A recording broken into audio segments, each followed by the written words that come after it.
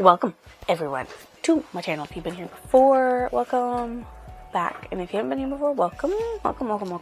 So we are this right here. This is what we're doing. We're doing a reading wrap-up. My reading wrap-up for September of 2025.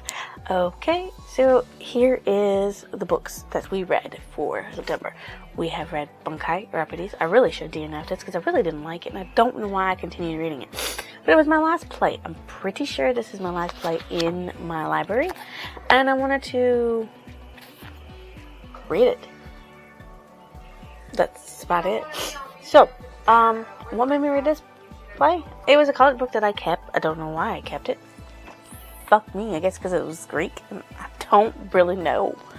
I am going to unhaul this, so that will be in my unhaul at the end of the year, because I am only going to do one unhaul video a year to show you all the books that I have no longer kept in my collection of my library. There's a lot, and if you're looking and you notice that there's a blank spot, there's a bunch of books missing there. Since I'm a little obsessed with TBR polling, I polled for, that's October, there's November, and down below is December. And like literally 4 books off of that one shelf was polled for the last 3 months. So it's wonderful. That means that bookshelf will have majorly almost all books read. But it also means that some of them are series, so I'm going to have to go buy at least one book off from that, because the rest I own. Anyways, back to this. Euripides, Banca. Okay, this is based on Dionysus. So, Banca examines both the horror and the beauty of the religious ecstasy that Dionysus brings to Thebes. His offer of closeness to nature and freedom from the constraints of civilization, especially for women, excites bitter resistance as well as fanatical acceptance. Disguised as a young holy man and accompanied by his band of Asian worshippers, the god Dionysus arrives in Greece at Thebes, proclaims his godhood in his new religion, and drives the Theban women mad. When the Theban king Pentheus tries to imprison him, Dionysus afflicts Pentheus himself with madness and leads him, dressed as a bacchant, to the mountains where his own mother, Ague, and her companions tear him to pieces in an insane Bacchic frenzy. Yeah. Weird, sad play. Why is it that no play actually has a fucking happy ending? What the fuck is up with that? Every single one I did. The no play, the puppet play, I know what it is, but I forgot. Kabuki play, and now just regular play. What the fuck, okay? This is a standalone play, so, that's obvious. This genre is considered to be hysterical Greek tragedy, because that's what it is, it's tragedy. Most plays by Greeks are tragedy. But I've read all tragedy plays, and that's weird on my end. Weird that I have them. What did I think of the play? It was terrible. Like I said, I should have DNF'd it. I did not like it at all. I mean, yeah, sure, it's nice to see what people thought about Dionysus back in, Euripides' days. How cruel and thoughtless he can be, Did this live up to my expectations? I know the Greek gods are mostly considered cruel and unforgiving unless you do things a certain way, but this does not portray the best side of Greek mythology, and I wish I had read something that did. Should you go and read this play? Well, yes, if you like Greek gods, Greek tragedies, and of course Dionysus, which is the god of wine. So yeah, that's what I say to that. Otherwise, no. Okay, so that's the end of this one. I am DNFing it. I mean, not DNFing it. I am unhauling this book. That's just it. I'm unhauling it. Nothing you can say or do will stop me from unhauling that book. Next Pretend it says mating markers. Slap a mating markers on it. This is by Laure and Tita. I don't even know if I'm saying their names right because they're just alias names that they just slapped on for their books. What made me read this book? My first isekai type of story before isekai anime became real big. So, like, this is done years ago, and I just read it. Well, I found it on Amazon. Thought it was cool looking. Purchased the Kindle version of it because that's all they have is ebooks for them. They're indie published. You can tell. There's a lot of errors in there. A lot of things that they should have proofread a little bit better than what they did to before they posted it. And they really should go back through it now that they've had more time to write and stuff and re-edit it to make it better than what it was.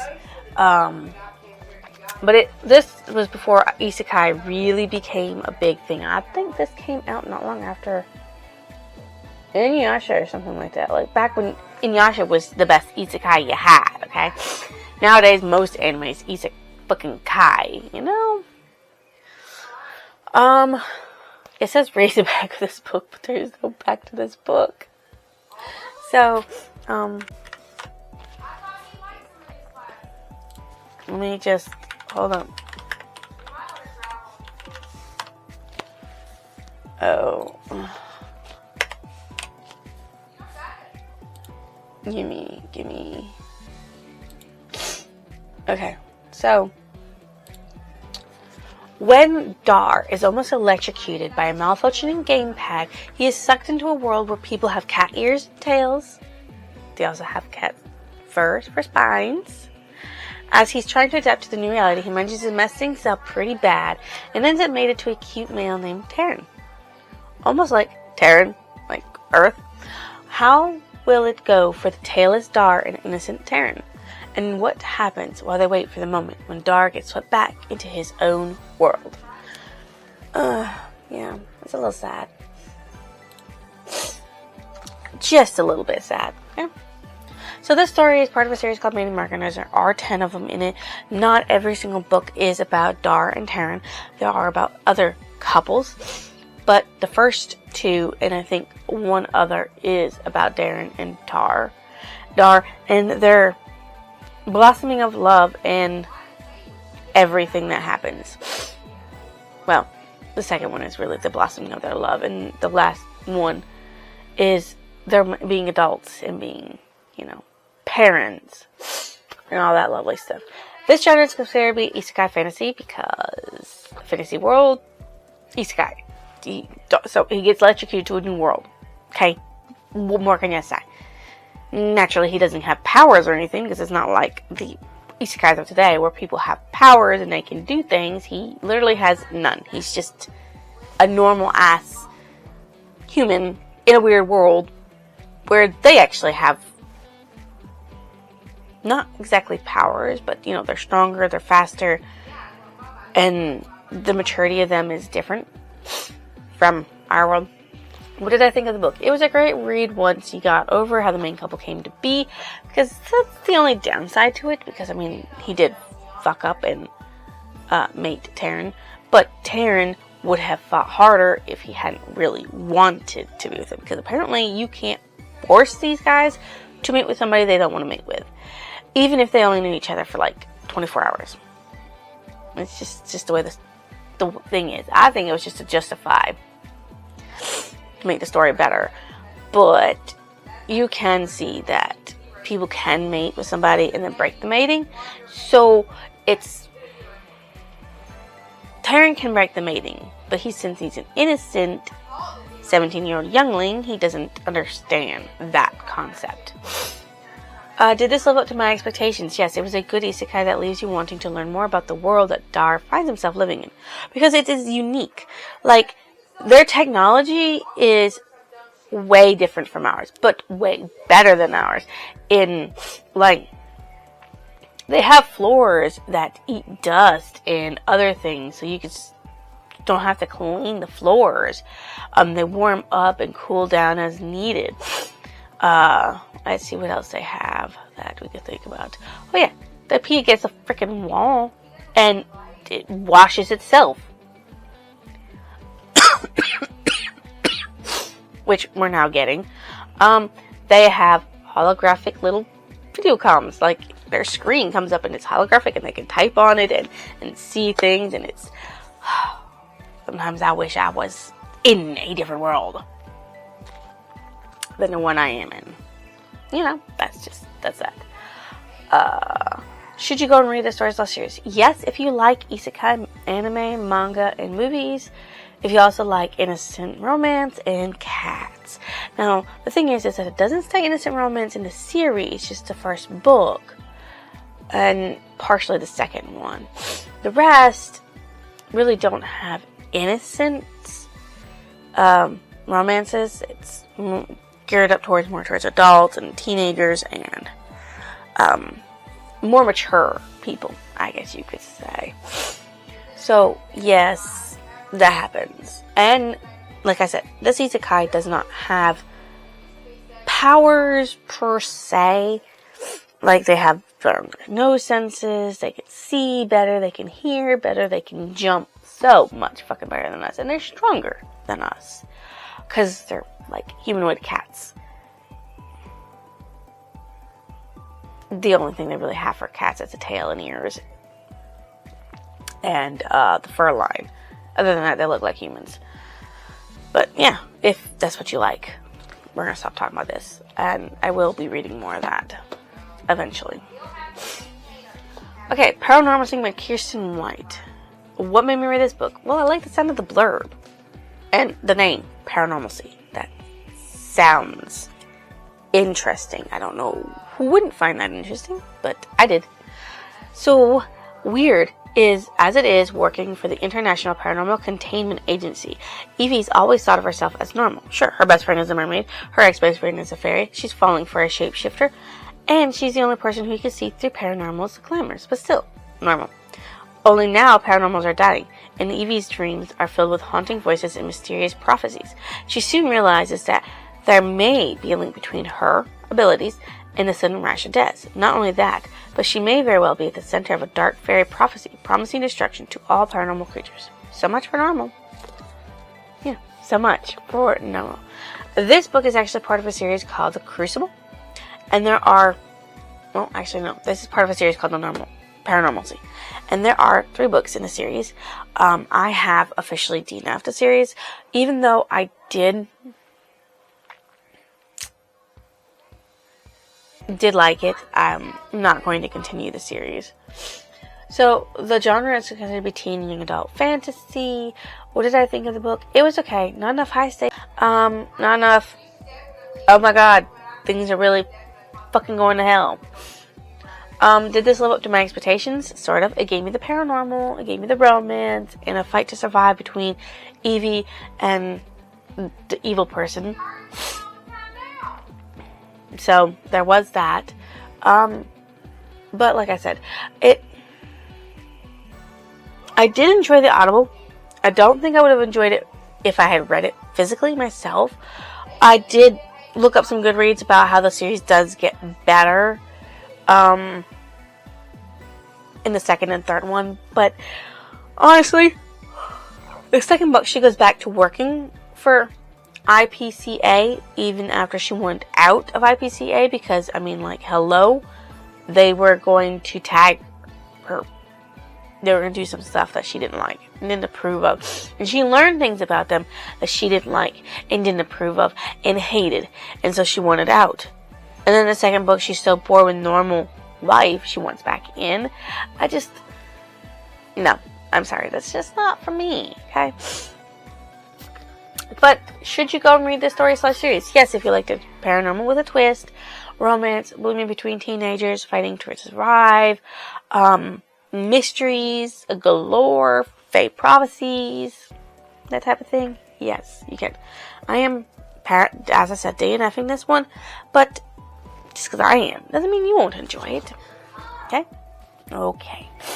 Now, The Games Gods Play by Abigail Owen. But I fucking love this book. That's just, that's the sound of it, okay? What made me read this book? So, I have been watching a lot of YouTube book content, and I found someone who posts a lot of shorts. Her name is Elizabeth Wheatley. I have bought some of her books to try out because I've been watching a lot of her videos, and she seems like a great writer. Can't wait to get into that. It's in my TBR jar. Haru haru. As soon as I pull that shit out, I'm going to be reading it. But she endorsed this book that her friend wrote that she got to read before it came out. And then, it's about Hades and his champion. So she'll fight for her life for the god of death. Yeah, see, that's the thing. Anything to do with gods of death, I really like getting my hands into and sinking and reading. This had to do with that, okay? So, Hades, of course, the god of death, and I just wanted to read it. So, I have. So, it says to read the back of the book, but the back of the book, I just read to you. That's literally it. So, here we go. We're going to read the inside cover. The gods love to play with us mere mortals, even hundreds of years, and every hundreds of years, we let them. I've never been favored by the gods, far from it, thanks to Zeus, living as a cursed office clerk for the Order of Thieves. I just keep my head down and hope the capricious beings who rule from Olympus won't notice me. Not an easy feat, given San Francisco is Zeus's patron city, but I may do, I survive, until the night I tangle with a different god, the worst god, Hades. For the first time ever, the ruthless, merciful king of the underworld has entered the crucible. The deadly contest the gods hold to determine a new ruler to sit on the throne of Olympus. But instead of fighting their own battles, the gods name mortals to compete in their stead. So why in the underworld did Hades choose me, a sarcastic nobody with a curse on her shoulders, as his champion? And why does my heart trip every time he says I'm his? I don't know if I'm a pawn, bait, or something else entirely to this dangerously tempting god. How can I, when he has more secrets than stars in the sky? Because Hades is playing by his own rules, and death will win at any cost. So, that's a blurb. This story is part of a series called The Crucible. It's a duology. I have pre-ordered the second one. It comes out actually this month. I'm going to get it, and I'm hoping I get to draw it maybe January. Come on, January. Make me pull it. Let me pull it. I want to read it in January. Oh. Because this baby was fucking good, and I can't wait for the sequel. I want to read it. It doesn't exist yet. It's not out yet. This genre is considered to be romantic fantasy. So, romantasy, I guess? What did I think of the book? It was awesome. It was fucking awesome. Go read it. I've never read her books before, but I'm recommending her book with this one right here, okay? This. If I knew how to put arrows in my videos, it'd be all pointing to this, okay? That's all the hands down, slap down of all it is, okay? Okay. So, did this live up to my expectations? Yes, it did. It very did. And if you like Greek gods, twists, turns, god of death, you'll like it. You'll like it even better than this, okay? Because Dionysus is in here. And he's totally different than the Dionysus in this one, let me tell you. I like this one. Okay. So should you go and read this story / series? Yes. But I suggest waiting for the second book to already be out, because this is a fucking cliffhanger. By the way, by the time this comes out, it should be out. So go buy it. Let me just make sure. Okay.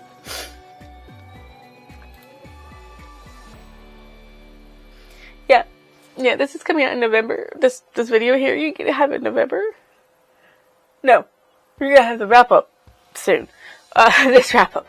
But the review that I do myself is coming out in November. But yes, go and read this. Read this, then read the next one as soon as possible, because there's a good fucking ass cliffhanger, and man, if I had drawn it for my TBR for like December or something, I would look at my hands. Chain of Gold by Cassandra Clare. I still don't know why the book is called Chain of Gold. Unless you're counting the bracelet that... Spoilers. I'm not telling you.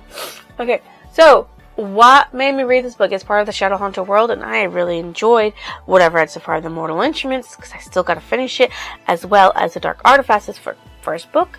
So here is the Last Hour's first one. I can't wait to get into the Infernal Devices, because that's actually first in the fucking series. But hey, Mortal Instruments came out first, so I don't know what you want to tell me. Okay. So, Cordelia Carstairs is a shadow hunter, a warrior trained since childhood to battle demons.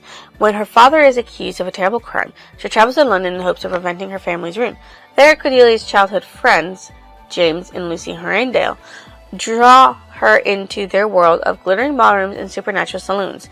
All the while, Cordelia must hide her secret love for James, who is sworn to marry someone else. But Cordelia's new life is blown apart when demon attacks devastate London. Now trapped in a quarantine city, Cordelia's friends discover that their connection to a dark legacy has gifted them with incredible powers and forced a brutal choice that will reveal the cruel price of being a hero. Poor James and Lucy. Poor Cordelia. That's it. Okay. So this story is part of a series called The Last Hours, which has 3 books in it. It's also part of the Shadowhunters, which has a fuck ton of them. Let's see. 6, 7, 8, 9, 10, 11, 12, 13, 14, 15, 16, 17. Well, maybe 20 books. So, yeah, there's a lot. There's a lot. Some of them are, like, compendiums and stuff. So, like, the Shadowhunters Codex, the Bane Chronicles, Tales from the Shadowhunter Academy, Ghosts of the Shadow Market. Now, that's just extending the universes. I wonder if the Eldest Curses or something I need to be looking into. Buying the first book in that one. Where does that belong? Ooh, yeah. I need to be looking at that. So, what did I think of the book? It was good. Though I have found that Cassandra Clare likes to have major angles with her main pairings, and I don't really like that all that much, but, you know, I'm not the freaking author, so I have no control over that. But it's like a get together, break up, get together type deal thing, so they've officially, main pairing has officially got together in this one. Sorta, not really. Read the book if you want to know why. Did this live up to my expectations? Yes, we see starting to read some backstories on the Dark Artifacts, as well as things that happened before the Mortal Instrument happened. So, yeah, it's interesting to get more backup information about Cordelia and Cortana, the sword. Should you go and read this story/series? Yes, if you enjoy reading about angels, humans, demons, romance, and teens fucking shit up because, you know, they think they know better than everybody else. And that they have to do everything. And not pull in the adults. Although some adults in this is like fucking stupid. So, you know. Kudos to them for not letting stupid adults control everything. You know. The Never War by DJ McHale. Okay, when we read this book, it is the 3rd book in the series of the Pendragon series. And that's what this book is part of a series. There's 10 books in this. There's also the Tales of Travelers. I think there's 3 books in that one. But yes, The Never War. This genre is considered to be young adult fantasy because it's about a 15-year-old. 14 at first and 15. Hopefully maybe he turns 16 throughout this. I don't know. There's not a lot of romance in it either, so if you're looking for something with a little romance touch in it, he's mainly trying to save the multiverse. I don't know what else to tell you. He's just mainly trying to save the multiverse. He's worrying a little bit about romance, but not a lot. What did I think of the book? It was interesting that it happened on Earth during a different time period. Does that mean every territory has several based on the time they are sent to? Because there's a first Earth, a second Earth, and a third Earth. And the first Earth is in 1937. The second Earth is in when Bobby exists. And the third Earth is like 5,000 and 5010 and 5010. Okay, so like those points of interest, is that the same thing for like all the other ones, like Chloro, Dodorandron, Velox, Zada, like, do they all have separate territories themselves that deal with in the future and in the past of their territory? Or is just Earth special because Bobby's from it? That's a question I'm asking. Okay, I literally want to know. Did this live up to my expectations? Yes, it was interesting to see how one action could destroy more than one territory. And if you want to know what that action is, read the book. I'm not telling you. Should you go and read the story/series? Yes. If you love adventure, good versus evil, and saving everything you know and love before some evil dude destroys it. This chonker. It's called Harry Potter and the Goblet of Fire by J.K. Rowling. This isn't my favorite book of Harry Potter's. I gotta say, the last one actually is my favorite. Because how detailed and plot-oriented and plot-heavy and character development-y it is. But this is not that bad either. So, when we read this book, is his 4th book in the series, and it's actually when shit gets better. I'm going to tell you that. The first two, shit, it's small plot, small shit happens, expand and get bigger. This one, shit explodes. And it's better than the first 3. Flat out, better than the first 3. Don't care what anybody says. And it only gets better from here in 5, 6, and 7. It literally gets better. The world building is better. The expansion of everything is better. Yes, there are still freaking plot holes up the wazoo, but it's still better. Okay? So, read the back of the book. This, of course, doesn't have a freaking thing on the back like most books do because, you know, it's a hardcover. You have in your hands a pivotal 4th novel in the 7-part tale of Harry Potter's training as a wizard and his coming of age. Harry wants to get away from the pernicious Dursleys and go to the International Quidditch Cup with Hermione, Ron, and the Weasleys. He wants to dream about Cho Chang, his crush, and maybe do more than dream. He wants to find out about the mysterious event that's supposed to take place at Hogwarts this year. I just realized there's a telephone number in here and I don't know why. Anyways, and I have a random number 43. That's weird. Goes back to place at Hogwarts this year. An event involving 2 other rival schools of magic in a competition that hasn't happened for 100 years. He wants to be a normal 14-year-old wizard. Unfortunately for Harry Potter, he's not normal, even by wizarding standards. In his case, different can be deadly.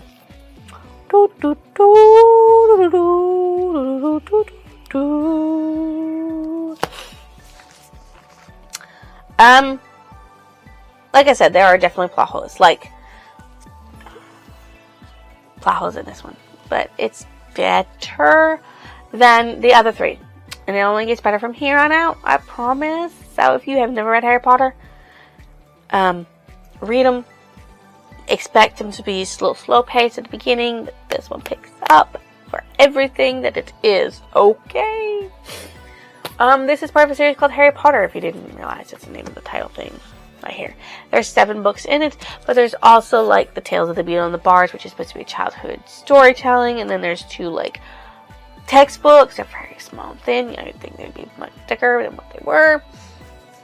The genre is considered to be adventure fantasy. There's also other things tagged to it, but I'm doing the most basic tags, which is adventure and fantasy. What did I think of this book? It was better than the rest because a lot more was happening, a bigger plot, a twist happening in it, children growing up and learning, dangers showing up around almost every turn, forcing Harry to think outside of the box.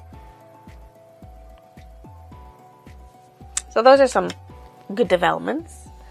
Did this live up to my expectations? Yes, it was way better. I love that the overarching plot for the whole series is finally coming out to play with us in a much more detailed way than it was before. Should you go and read this story/series? Yes. If you love magic schools, good versus evil, and questioning if somebody you know is really who you think they are and whether they are actually good people or bad people.